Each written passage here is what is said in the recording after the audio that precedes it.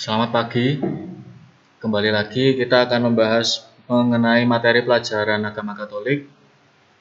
Materi selanjutnya,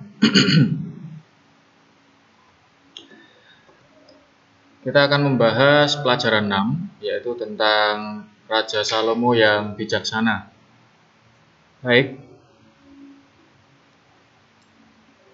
silahkan dipersiapkan dulu LKS Jamrutnya.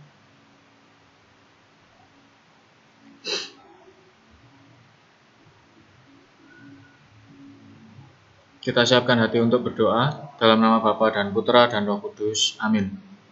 Allah, Bapa yang Maha Rahim, Engkau telah menjaga kami sepanjang malam tadi. Bantulah kami supaya kami sungguh-sungguh mengerti kebijaksanaan yang berasal daripada-Mu sendiri. Demi Kristus Tuhan kami. Amin. Dalam nama Bapa dan Putra dan Roh Kudus. Amin. Baik. Kali ini kita akan membahas mengenai materi Raja Salomo, ya.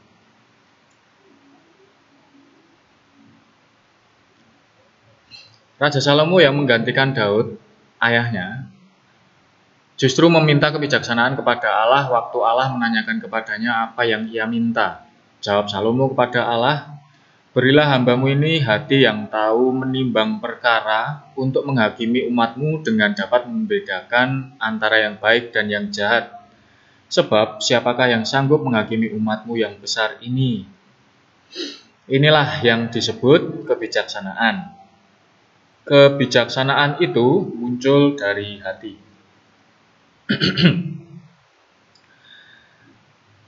Baik, kita akan menyimak cerita singkat dari kitab suci, yaitu kebijaksanaan Salomo di kitab 1 Raja-Raja bab 3 ayat 1 sampai 28. Kita simak bersama-sama. Setelah Daud meninggal, anaknya Salomo menduduki takhta kerajaan Israel. Ia mengasihi dan setia kepada Tuhan dan menuruti nasihat-nasihat ayahnya. Pada suatu malam di Gibeon, Tuhan menampakkan diri kepadanya dalam mimpi. Sabda Tuhan kepadanya, "Mintalah apa yang engkau kehendaki." Jawab Salomo, "Ya Tuhan, Engkau telah menjadikan hamba-Mu ini raja. Aku masih muda dan tidak tahu seluk-beluk perkara. Lagi pula rakyat-Mu banyak sekali jumlahnya. Maka karuniakanlah hamba-Mu ini hati yang bijaksana supaya dapat memerintah umat-Mu."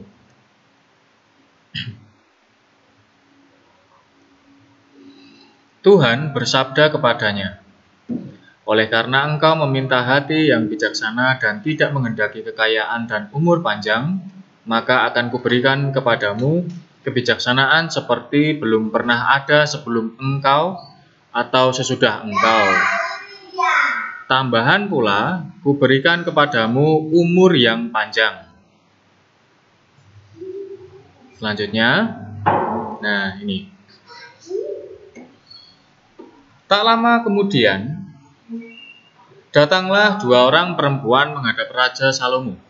Yang pertama berkata kepadanya, "Ya Tuanku, aku dan perempuan ini tinggal bersama dalam satu rumah dan aku melahirkan anak pada waktu ia di rumah itu. 3 hari kemudian, perempuan ini pun melahirkan anak. Kami sendirian. Tidak ada orang bersama-sama kami di dalam rumah. Pada waktu malam, anak perempuan ini mati karena tertindih waktu perempuan ini tidur. Di tengah malam ia bangun. Diambilnya anakku dari sisiku dan anakku digantinya dengan anaknya yang sudah meninggal. Tadi pagi, ketika saya bangun dan memeriksa anak yang telah mati ini dengan teliti, ternyata bukan dia anak yang kulahirkan."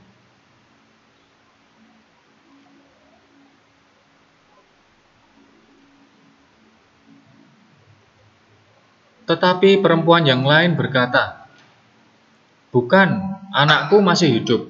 Anak perempuan itu yang telah mati." Keduanya bertengkar sengit di depan Raja Salomo.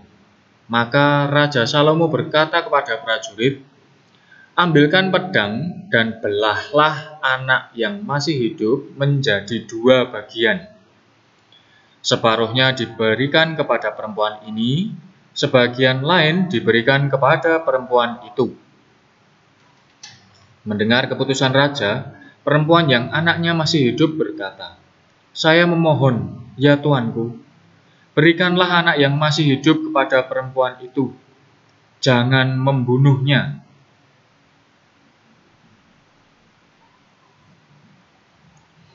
Tetapi perempuan yang lain berkata, "Supaya jangan untukku ataupun untukmu, maka lebih baik belahlah anak itu." Mendengar itu, maka raja memutuskan, "Berikanlah anak yang masih hidup itu kepada perempuan yang menyayangi nyawa anak itu, karena dialah ibunya yang benar." Seluruh Israel mengakui bahwa kebijaksanaan Allah pada Raja Salomo untuk melakukan kebaikan atau keadilan ya tadi ya. Baik.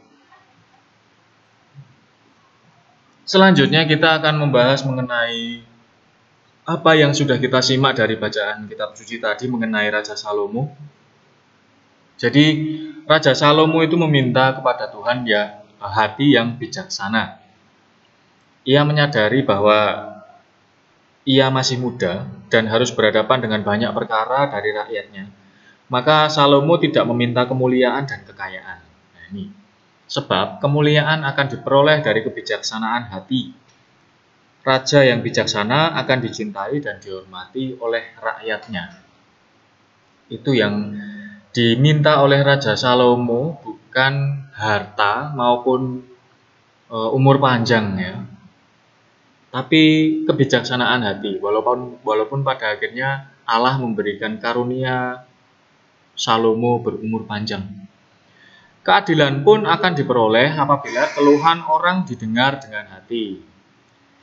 Raja Salomo tadi langsung tahu siapa pemilik anak yang masih hidup itu. Karena ibu yang sesungguhnya tidak akan sampai hati membiarkan anaknya dibunuh.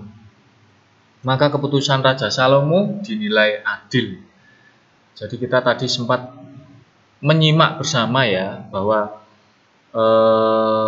ibu yang menyayangi anaknya itu tidak menginginkan anak itu dibunuh atau dibelah. Kalau dibelah menjadi dua kan berarti anak itu mati ya toh.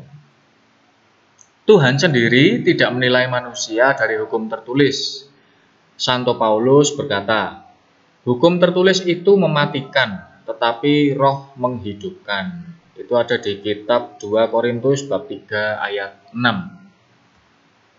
Roh atau Roh Kudus itu membawa kebijaksanaan, karena Roh Kudus itu bekerja di dalam hati manusia. Kita semua ya punya Roh Kudus itu ya. Hukum tertulis di negeri kita memang masih sering direkayasa. Maka seringkali orang yang bersalah dibenarkan dan orang benar disalahkan serta dipenjarakan. Ini banyak sekali ya kasus-kasus yang hukum direkayasa di negeri kita tercinta ini ya. Itu akibat dari hukum tertulis ya. Karena di dalam hukum tertulis itu tidak ada Roh Kudusnya. Hal ini menunjukkan bahwa sikap bijaksana hendaknya dimiliki oleh para pemimpin sehingga seluruh rakyat memperoleh keadilan. Ya. Jadi itu tadi.